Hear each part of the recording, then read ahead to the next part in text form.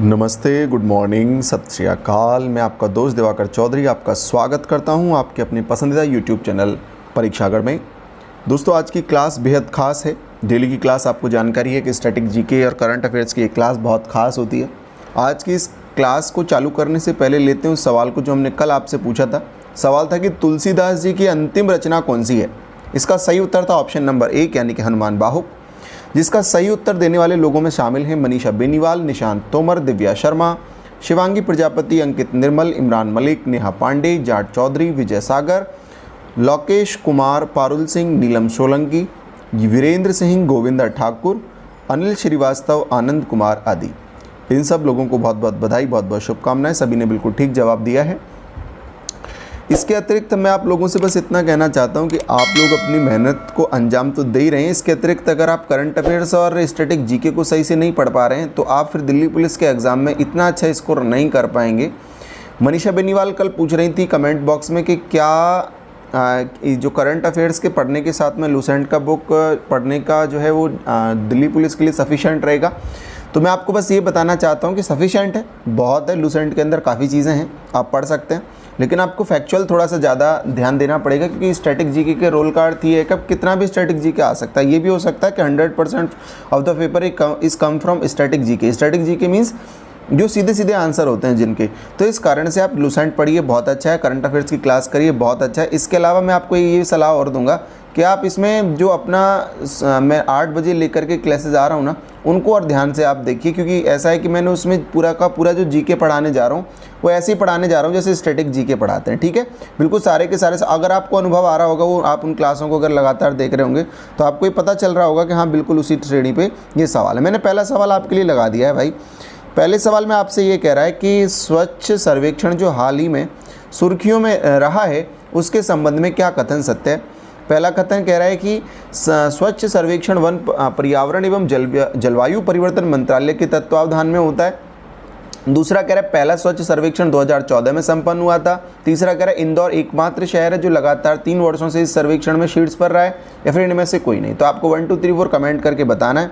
जल्दी जल्दी से कमेंट कर दीजिए सब लोग, बहुत जल्दी जल्दी से कमेंट कर दीजिए। स्वच्छ सर्वेक्षण, स्वच्छ सर्वेक्षण का मतलब है कि क्लीननेस ऑफ इंडिया, यानी कि आप अपने देश को कैसा स्वच्छ रख रहे हैं। क्या जवाब दे रहे हैं जी? चलिए चलिए चलिए, ठीक है, बहुत बढ़िया। इसका सही उत्तर है मित्रों, इंदौर एकमात्र शहर है जो लगातार 3 वर्षों से इस सर्वेक्षण में शीर्ष पर रहा है। अगर इंदौर की बात करें तो इंदौर जो मध्य प्रदेश में मित्रों, मध्य प्रदेश में, और मध्य प्रदेश की लार्जेस्ट सिटी है ना। मध्य प्रदेश का सबसे बड़ा शहर अगर पूछा जाए तो इंदौर ही है, और ये लगातार 3 साल से स्वच्छ सर्वेक्षण में पहले स्थान पर रहा है। इसके अलावा अगर मध्य प्रदेश की मैं और बात करता हूँ तो मध्य प्रदेश की राजधानी भोपाल है, भोपाल है। कमेंट में बताइए यहाँ की गवर्नर कौन है, गवर्नर बताइए। इतने में यहाँ की सीएम बताता हूँ, शिवराज सिंह चौहान, शिवराज सिंह चौहान। गवर्नर क्या बता रहे हैं? बिल्कुल आनंदीबेन पटेल को अतिरिक्त प्रभार है। गवर्नर अगर पूछें तो आनंदीबेन पटेल, आनंदीबेन पटेल अतिरिक्त प्रभार है। अगर बात करें यहाँ पे लोकसभा सीटों की तो एमएलए की सीटों की तो 231, एमएलए की सीटें 231 हैं, और राज्यसभा की सीटें इंपॉर्टेंट हैं, आप लोग कमेंट करके बताएंगे। लोकसभा की सीटें यहाँ पे 11 हैं। बताइए जल्दी मध्य प्रदेश में कितनी है जो है, सॉरी चलिए राज्यसभा की सीटें मैंने आपको बता दी हैं 11। ठीक है, राज्यसभा की सीटें 11 हैं। लोकसभा की आपने बतानी है, लोकसभा की आप बताइए सब लोग, लोकसभा की आप लोग बताइए। राज्यसभा की 11 हैं यहाँ पे। ठीक है, राज्यसभा की सीटें 11 हैं। मैं लिख गया राज्यसभा, पहले आप लोकसभा बता दीजिए। आप लोग अगर आपको जानकारी है तो आप लोकसभा जल्दी जल्दी कमेंट कर दीजिए कि लोकसभा में कितनी सीटें हैं। तो राज्यसभा में तो 11 हैं, लोकसभा में कितनी है? बहुत बढ़िया, बहुत बढ़िया, बहुत अच्छे, बहुत खूबसूरत, 29 हैं। ठीक है भाई, चलिए चलिए, बहुत अच्छे। आनंद कुमार, जाट चौधरी, सब लोग बहुत अच्छा उत्तर दे रहे हैं। Very good very good very good Shivangi. ठीक है, अगला सवाल आपके सामने मैं लगा देता हूँ। अगला खूबसूरत सवाल, सवाल में कह रहे हैं कि हाल ही में किस राज्य द्वारा पढ़ई तुहर पारा योजना शुरू की गई है। तो पढ़ई तुहर पारा किसके द्वारा शुरू किया गया है आपको बताना है। बिहार के द्वारा, झारखंड के द्वारा, या छत्तीसगढ़ के द्वारा, या उड़ीसा के द्वारा। तो पढ़ई तुहर पारा योजना किसके द्वारा स्टार्ट किया गया? बिहार, झारखंड, छत्तीसगढ़, उड़ीसा। 1 2 3 4 कमेंट कर दीजिए। 1 2 3 4 जल्दी जल्दी कर दीजिए, जल्दी जल्दी जल्दी जल्दी जल्दी जल्दी। बहुत बढ़िया, बहुत बढ़िया, बहुत अच्छे, बहुत सुंदर, बहुत खूबसूरत, बेहद सुंदर, इतना सुंदर जितने कि आप सुंदर हैं। बिल्कुल इसका सही उत्तर है छत्तीसगढ़, यानी कि ऑप्शन नंबर बिल्कुल 3 इसका ठीक है मित्रों। छत्तीसगढ़ बिहार से बना था। किससे बना था? बिहार से बना था। किस सन में बना था? 1 नवंबर 2000 में बना था। 1 नवंबर 2000 में। आप इसकी राजधानी कमेंट करेंगे, कैपिटल कमेंट करेंगे, राजधानी आप कमेंट करके बताएंगे। छत्तीसगढ़ की गवर्नर की अगर बात करें तो अनुसुईया उकेई, अनुसुईया UIKEI क्या बन गया आप देख लीजिएगा। अगर सीएम की बात करते हैं तो भूपेश बघेल हैं, भूपेश बघेल। भूपेश बघेल INC यानी इंडियन नेशनल कांग्रेस से आते हैं। तो क्या राजधानी बता रहे हैं आप लोग? बहुत बढ़िया, बहुत बढ़िया, बिल्कुल ठीक है, रायपुर।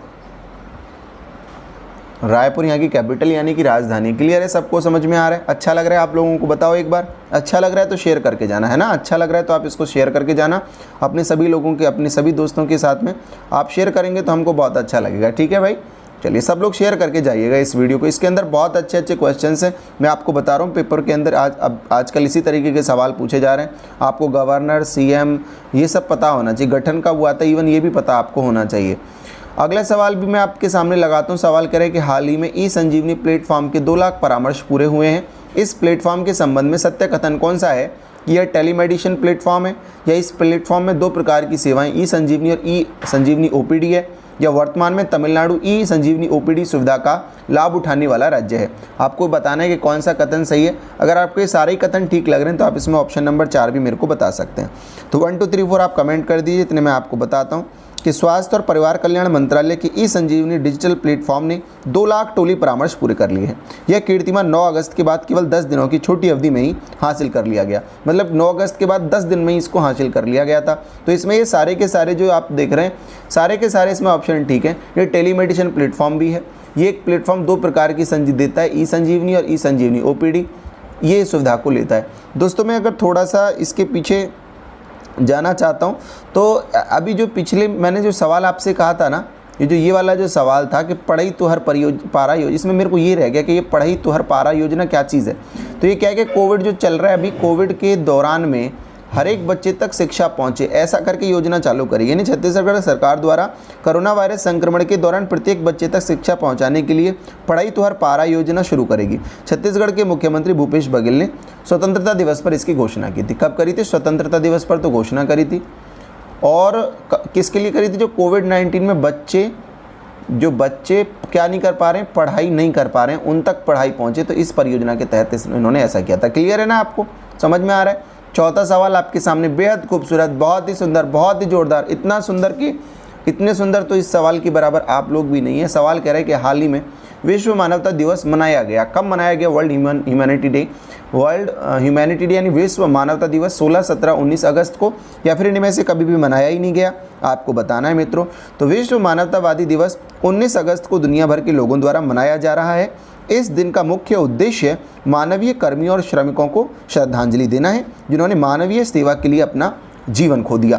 तो किन किन को श्रद्धांजलि देना? एक तो मानवीय कर्मी जो कि NGO इत्यादि के माध्यम से मानव के लिए समाज जीवन में अपना काम करते हैं। इसके अलावा श्रमिक, ये दोनों ही प्रजाति ऐसी जो अपने जीवन को मानवोत्थान में लगा देते हैं। तो इनको श्रद्धांजलि देने हेतु प्रत्येक वर्ष 19 अगस्त को विश्व मानवता दिवस मनाया जाता है।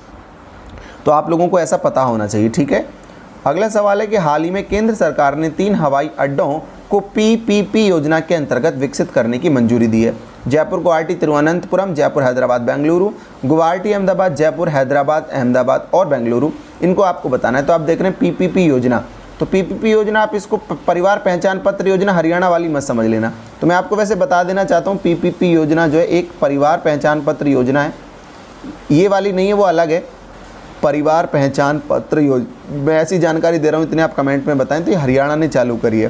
प्रत्येक परिवार तक एक पहचान पत्र, एक ID प्रूफ पहुँचे, ऐसा करके योजना हरियाणा ने चालू किया। लेकिन इसका वहाँ पे कोई मतलब नहीं है। ये जो PPP लिखा हुआ है, इस PP का अर्थ है पब्लिक प्राइवेट पार्टनरशिप, है ना। पब्लिक, पहले P का मतलब पब्लिक, दूसरे का प्राइवेट और तीसरे का पार्टनरशिप। यानी कि आप इसके नाम से ही समझ रहे हैं, यानी कि कार्यों में निजीकरण, यानी उनको निजी हाथों में देना, जिसके कारण से उसके बहुत सारे फ़ायदे होते हैं। टाइम कम लगता है, एक्यूरेसी अच्छी आती है ना, बिल्कुल सही समय पे काम हो जाते हैं, सारी चीज़ें होती हैं। चलिए बहुत बढ़िया, बहुत सुंदर। जयपुर, गुवाहाटी और बेंगलुरु, जयपुर, गुवाहाटी जयपुर, गुवाहाटी और बेंगलुरु। इसमें है ऑप्शन क्या? प्रधानमंत्री नरेंद्र मोदी की अध्यक्षता में केंद्रीय मंत्रिमंडल ने भारतीय विमानपत्तन प्राधिकरण के जयपुर, गुवाहाटी और तिरुवनंतपुरम, बेंगलुरु गलत है, ये पहला ऑप्शन इसमें ठीक है भाई। जयपुर, गुवाहाटी और तिरुवनंतपुरम ये 3 हैं। तिरुवनंतपुरम हवाई अड्डों को सार्वजनिक निजी भागीदारी योजना के तहत पट्टे पर दिए जाने की मंजूरी दे दी है। यानी कि सार्वजनिक निजी योजना, हिंदी में कहें तो सार्वजनिक निजी योजना, पब्लिक ने सार्वजनिक, प्राइवेट मतलब निजी और पार्टनरशिप मतलब साझा, इनकी जो योजना है इसको जो है इन्होंने चालू किया। निजी हाथों में लीज पर देने वाला जो काम होता है, जयपुर, गुवाहाटी और तिरुवनंतपुरम को देने का इन्होंने ऐसा काम किया है। क्लियर है आपको? तो इसके बहुत सारे फायदे हैं, टाइम पर काम पूरा होता है, जल्दी से चीज़ें खत्म होती हैं, तो इन सब चीज़ों को लेकर के इन्होंने किया है। अगला बेहद खूबसूरत सवाल है, पेपर में बन सकता है सवाल, इंपॉर्टेंट लगा लीजिए इस सवाल को, वेरी इंपॉर्टेंट लगा लीजिए। हाल ही में किस राज्य में भारत के सबसे लंबे पियर ब्रिज का निर्माण किया जा रहा है? आंध्र प्रदेश में, मणिपुर में, उत्तराखंड में, सिक्किम में। दोस्तों कहा यह भी जा रहा है कि न केवल भारत का सबसे लंबा होगा, इसकी लंबाई भी 731 के आसपास मीटर में होगी। इसके अलावा इसके बारे में ये भी कहा जा रहा है कि ये विश्व का सबसे ऊंचा होने वाला है। विश्व का सबसे ऊंचा पियर ब्रिज ऐसा भी ये होने जा रहा है। इसकी ऊंचाई 141 मीटर होगी। विश्व का सबसे ऊंचा पियर, अभी तो इंग्लैंड का एक ब्रिज है जो विश्व का सबसे ऊंचा है, लेकिन अभी ऐसा सुनने में आ रहा है कि विश्व का सबसे ऊंचा जो ब्रिज है ये होने जा रहा है। इसकी मैं बिल्कुल कन्फर्मेनिटी आपको मैं दे दूंगा अभी जल्दी। तो ये कहाँ बनने जा रहा है ऐसा करके सवाल है, आपको 1 2 3 4 कमेंट करके ये बताना है। क्या कमेंट कर रहे हैं आप लोग? जल्दी जल्दी बताइए ना, बहुत जल्दी जल्दी बताइए। तो भारतीय रेलवे का north east frontier railway zone दुनिया के सबसे लंबे पियर पुल के निर्माण का काम कर रहा है। यह पुल पूर्वोत्तर राज्य मणिपुर में नोनी के निकट इजई नदी पर बनाया जा रहा है। पियर पुल मणिपुर राज्य से देश के बाकी हिस्सों को जोड़ने में सहायता करेगा। ऑप्शन नंबर 2 ठीक है। कौन सी जगह? नोनी जगह का नाम नोनी है और कौन सी नदी पर है? इजाई नदी पर है। इजाई नदी पर स्क्रीनशॉट मारो, नोनी शहर इजाई नदी पर है।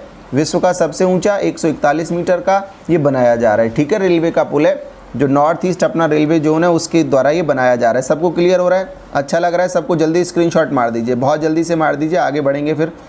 अगर मैं आपसे मणिपुर के बारे में थोड़ा बात कर लेता हूँ तो मेरे को बताइए मणिपुर की राजधानी क्या है? कमेंट में जल्दी से बताइए। राजधानी बताइए, गवर्नर बताइए, सीएम बताइए, ये सब चीज़ को आंसर आप दीजिए। दोस्तों मणिपुर की राजधानी जल्दी जल्दी, बहुत बढ़िया इम्फाल है ना? इम्फाल, मणिपुर की राजधानी इम्फाल है। जो लोग बता रहे हैं वो बहुत अच्छा बता रहे हैं। मणिपुर की राजधानी इम्फाल है, बहुत अच्छे। न केवल कैपिटल है बल्कि लार्जेस्ट सिटी भी है। अगर लार्जेस्ट सिटी भी पूछता है तो भी यहाँ की राजधानी है। गवर्नर है नजमा हेपतुल्ला गवर्नर है। और यहाँ पे सीएम है एन बीरेन सिंह यहाँ पे सीएम, यानी कि सीएम का अर्थ होता है मुख्यमंत्री है। दोस्तों एमएलए की यहाँ पे सीटें 60 हैं, राज्यसभा की 1 सीट है और लोकसभा की 2 सीटें हैं। क्लियर है? इसका भी स्क्रीनशॉट ले लो। कैपिटल इम्फाल है, governor Najma Heptulla, CM N Biren Singh, MLA 60, Rajya Sabha की 1 सीट, लेजिस्लेटिव लोकसभा की 2 सीट। ठीक है, क्लियर है? आपको सबको अच्छा लग रहा है, समझ में आ रहा है? बोलो यस और नो, सबको समझ में आ रहा है ना? सवाल क्लियर है आपके? बोलो हाँ या ना? सबको क्लियर है? देखो मैं पहले इंपॉर्टेंट बता चुका हूँ, मणिपुर इंपॉर्टेंट, नॉर्थ ईस्ट का जो हमारे जो देश हैं चिकन्ने के बाद में जो 6 जो राज्य हैं जिनको 7 राज्य जिनको 7 सिस्टर्स कहते हैं, तो कैपिटल क्या है? इम्फाल है, लार्जेस्ट सिटी भी है। गवर्नर नजमा हेपतुल्ला है, सीएम एन बीरेन सिंह है और एमएलए की सीटें 60 हैं, राज्यसभा की 1 है, लोकसभा की 2 है। ठीक है, चलो मैं अगला सवाल आपके लिए लगाता हूँ भाई। अगला बेहद शानदार बेहद खूबसूरत सवाल आपके लिए कि हाल ही में किस अफ्रीकी देश के राष्ट्रपति इब्राहिम बाउबकर कीता ने अपने पद से इस्तीफा दे दिया है? माली, तांजानिया, सूडान या केन्या? आपको 1 2 3 4 कमेंट करना है। यानी एक बात तो क्लियर है कि अफ्रीकी देश है, यानी कॉन्टिनेंट कौन सा है, महाद्वीप कौन सा है?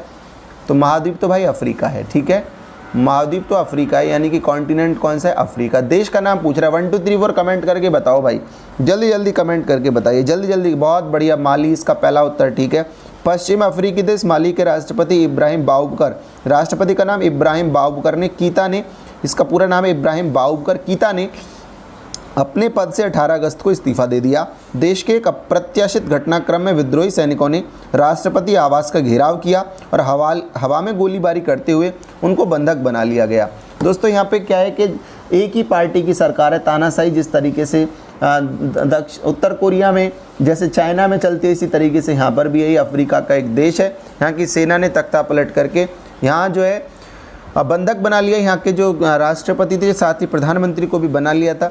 दोस्तों ये जो देश माली है, माली की अगर राजधानी की बात करते हैं, कैपिटल की बात करते हैं, तो यहाँ की राजधानी है बैमाको, BAMAKO, बैमाको यहाँ की राजधानी है। यहाँ पे अगर मैं बात करता हूँ कि कौन सी लैंग्वेज बोली जाती है, दोस्तों यहाँ लैंग्वेज बोली जाती है फ्रेंच लैंग्वेज बोली जाती है यहाँ पे।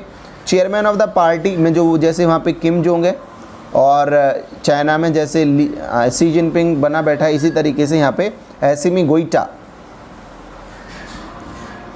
गोइटा। और यहाँ की करेंसी जो है, मुद्रा जो है वो फ्रैंक है ना, फ्रैंक है।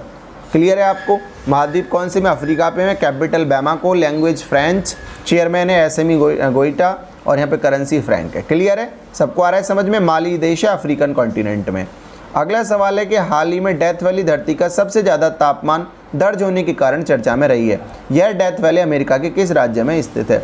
दोस्तों पहले क्या माना जाता था, अभी मैं आपको ज्योग्राफी की क्लास में भी वही पढ़ाया हूँ, अभी ये कल ही क्लियर हुआ कि जो देखो था भी वो वहाँ लिखा हुआ था, अब तक सभी ऐसा ही मानते थे।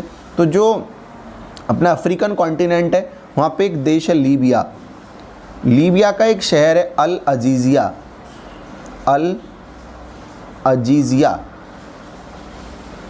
ये एक शहर है। माना जाता था कि यहाँ विश्व का सर्वाधिक तापमान इसी जगह हुआ है, उसको कहा जाता था 58 डिग्री सेंटीग्रेड। आप लोगों में भी जिनको पता है उनको यही पता होगा कि विश्व का सबसे गर्म स्थान 58 डिग्री सेंटीग्रेड के साथ लीबिया का अल अजीजिया है। लेकिन दोस्तों अगर अब पेपर में आ जाए तो आपको ये उत्तर नहीं लगाना है, क्योंकि ये गलत हो गया। अभी एक दावा किया गया है, अभी जो एक दावा किया गया उसमें इसको खारिज कर दिया गया। उन्होंने कहा है कि जो 90 साल पुराना जो डेटा है, दरअसल 90 साल पहले 13 सितंबर 1922 को ये बताया गया था कि यहाँ का तापमान 58 डिग्री सेंटीग्रेड आज रिकॉर्ड किया गया है। 13 सितंबर 1922 को 58 डिग्री सेंटीग्रेड रिकॉर्ड किया गया था अल अजीजिया का तापमान। लेकिन अभी कहा गया है कि जब उस समय ये तापमान जो नापा गया था ये गलत मापा गया था, और इस तापमान के मापने में 7 डिग्री की त्रुटि थी। यानी उस समय तापमान 58 नहीं था, 58 नहीं था, 51 डिग्री सेल्सियस था। उन्होंने कहा कि तापमान को मापने में त्रुटि हुई थी, गलती हुई थी। उस समय जो ऑपरेटस था उससे गलती से ये तापमान 58 माप दिया गया। उस समय 58 नहीं था, उस समय तापमान 51 था। ऐसा अभी इन्होंने पेश किया है। तो अभी उन्होंने कहा है कि दुनिया का जो सबसे गर्म स्थान है, उन्होंने एक और दावा इसमें खारिज किया। इसका स्क्रीनशॉट ले लीजिए आपके, लीबिया अल अजीजिया 58 डिग्री सेंटीग्रेड 90 साल पहले 13 सितंबर 1922 को कहा गया था। इन्होंने कहा ये गलत है, इसमें 7 की त्रुटि है, और उस समय एक्चुअल तापमान तो 51 था। ऐसा इन्होंने कहा है कि उस समय तापमान जो 51 था, ऐसा कहा इन्होंने। ठीक है।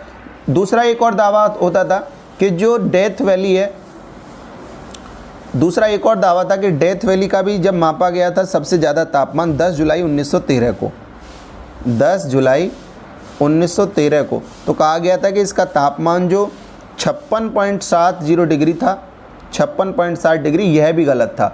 जो 10 जुलाई 1913 को मापा गया ये भी गलत था। उन्होंने कहा ये भी, इसमें भी त्रुटि हुई थी, इसका भी इतना नहीं था, इसका भी 50 के आसपास था। तो उन्होंने अभी क्या कहा है कि अभी जो विश्व का सर्वाधिक तापमान है ये सारे के सारे गलत हैं। अभी दुनिया का यानी कि धरती का सबसे ज़्यादा गर्म स्थान जो है वो डेथ वैली है, जो कि कैलिफोर्निया का है। इन्होंने कहा है कि इसका जो तापमान है वो 54.4 डिग्री सेल्सियस है।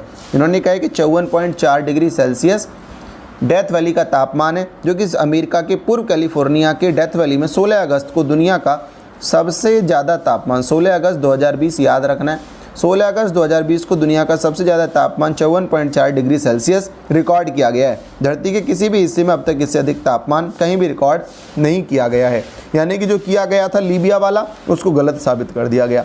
इन्होंने कहा वो गलत था, उसमें त्रुटि थी, सही तो ये। अभी अगर आपको सबसे गर्म स्थान पूछ ले तो डेथ वैली लगाना है मित्रों।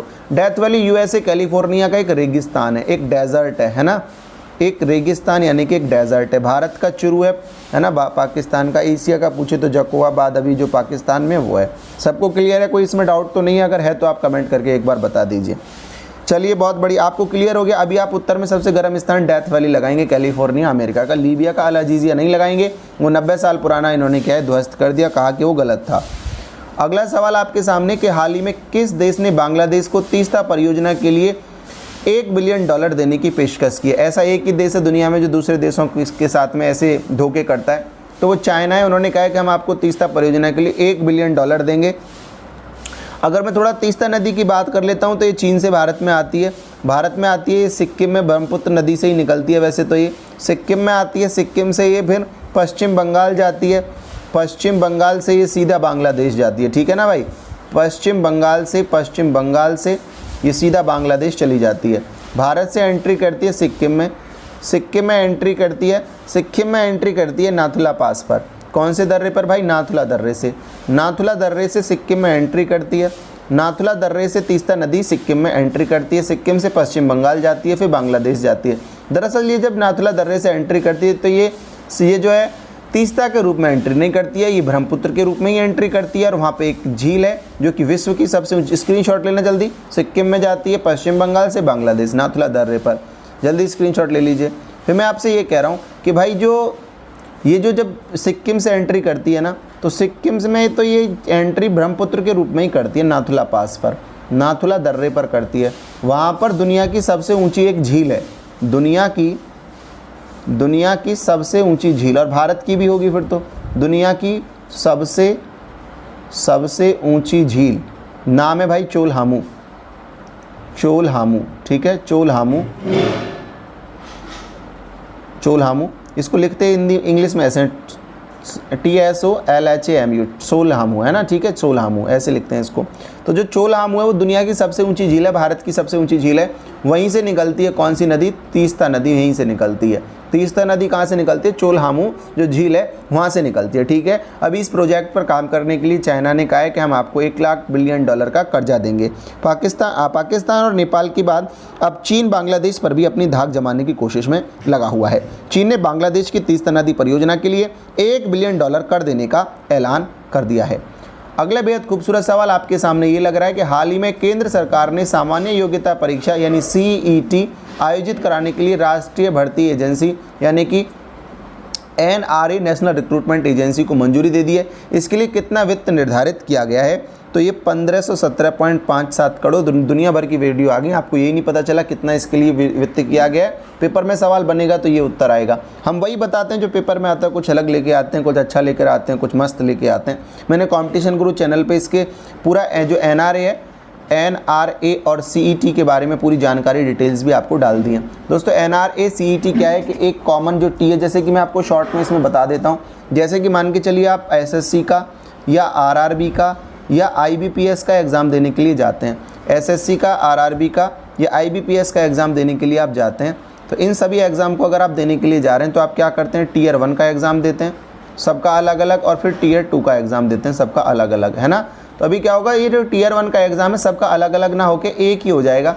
SSC का, RRB का और IBPS के अगर Tier 1 और Tier 2 दो एग्ज़ाम होते हैं तो Tier 1 का एग्ज़ाम जो होगा वो सभी का एक एग्ज़ाम हो जाएगा, यानी अलग अलग एग्ज़ाम नहीं बचेगा। दोबारा सुनो, NRA CET क्या है कि SSC, RRB, IBPS के अगर आप दो एग्ज़ाम देने जाते हैं जिसमें एक Tier 1 होता है, एक Tier 2 होता है, तो Tier 2 तो सबका अलग अलग होगा, SSC का अलग, भर्तियों का अलग, RRB का अलग, IBPS का अलग। लेकिन जो Tier 1 है उसको सबका एक कर दिया गया, उसको ख़त्म कर दिया गया, और उसकी जगह क्या ले आएगी? CET इसके स्थान पर ले आए, कॉमन एलिजिबिलिटी टेस्ट। SSC के लिए भी, RRB के लिए भी, IBPS के लिए भी जो पहला एग्ज़ाम होगा वो आप एक ही तरह का एग्ज़ाम देंगे। वो एग्ज़ाम बस अलग होगा, 10वीं के लिए अलग, 12वीं वालों के लिए अलग और ग्रेजुएशन वालों के लिए अलग, यानी 3 श्रेणियों में एग्ज़ाम होगा। 10वीं का अलग, 12वीं का अलग, ग्रेजुएशन का अलग एग्ज़ाम होगा। उससे क्या होगा? आपका खर्चा बचेगा, एग्ज़ाम फीस बचेगी, है ना, आपके आने जाने का खर्चा बचेगा। तो जो गरीब लोग हैं उनके लिए बहुत सहायता मिलेगी इसके अंदर, और जो दूर दराज गाँव के इलाकों में रहते हैं, बड़े शहरों में आने में समस्या होती है, उनके लिए भी बहुत अच्छा रहेगा। इसको साल में 2 बार आयोजित किया जाएगा, एक साल में 2 बार ये परीक्षा होगी। एक बार अगर आप पास कर लेते हैं तो फिर इसमें आप 3 साल तक वैलिड इसको इस्तेमाल कर सकते हैं, इसके अंकों को। इसके अलावा